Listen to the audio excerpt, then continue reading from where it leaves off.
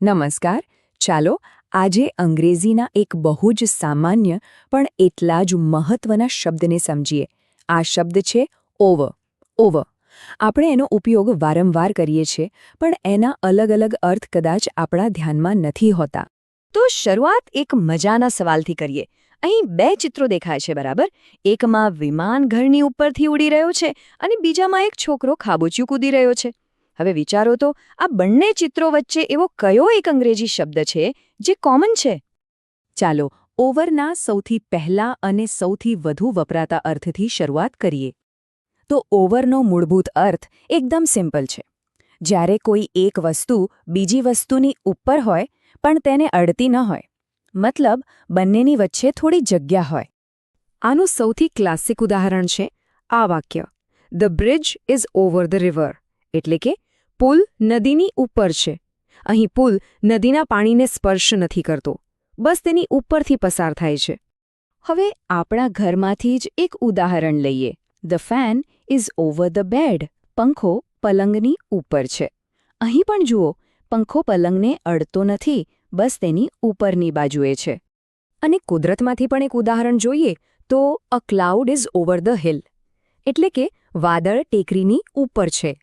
આના પરથી ખ્યાલ આવે છે કે ઓવર શબ્દનો ઉપયોગ કેટલી બધી અલગ અલગ જગ્યાએ થઈ શકે છે.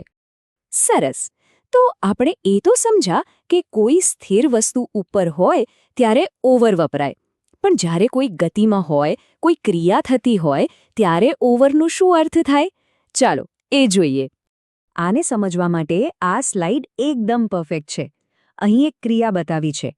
જુઓ, પહેલા બિલાડી દિવાલ પાસે છે, પછી એણે કૂદકો માર્યો અને દિવાલની ઉપરથી થઈને બીજી બાજુ પહોંચી ગઈ.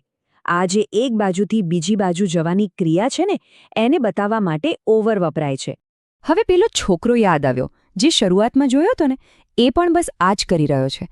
એ ખાબોચિયું કૂદી રહ્યો છે, મતલબ કે ખાબોચિયાની ઉપરથી પસાર થઈને બીજી તરફ જઈ રહ્યો છે.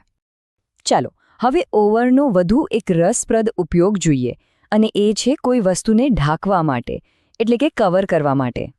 અહીં ઓન અને ઓવર વચ્ચેનો તફાવત સમજવો બહુ જરૂરી છે. જ્યારે આપણે કહીએ the book is on the table, તો એનો મતલબ છે કે પુસ્તક ટેબલની સપાટીને સીધું અડી રહ્યું છે. પણ જ્યારે આપણે કહીએ the blanket is over the child, તો એનો અર્થ છે કે ધાબળો બાળકને ઢાંકી રહ્યો છે, તેને આવરી લે છે. આ બીજું ઉદાહરણ જુઓ.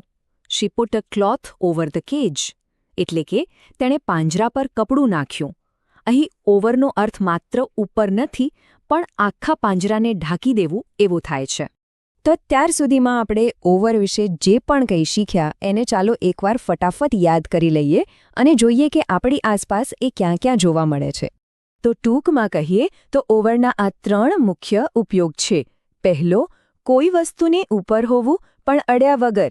બીજો, કોઈ વસ્તુને પાર કરીને એક બાજુથી બીજી બાજુ જવું. અને ત્રીજો, કોઈ વસ્તુને પૂરી રીતે ઢાંકવી, એટલે કે કવર કરવી. તો હવે એક મજાનું કામ કરીએ. આપણી આજુબાજુ થોડું ધ્યાનથી જોઈએ. આપણને ઓવર શબ્દનો ઉપયોગ ક્યાં ક્યાં થતો દેખાય છે? આ નવા જ્ઞાનને હવે આપણી આસપાસની દુનિયામાં શોધવાની ખરેખર મજા આવશે.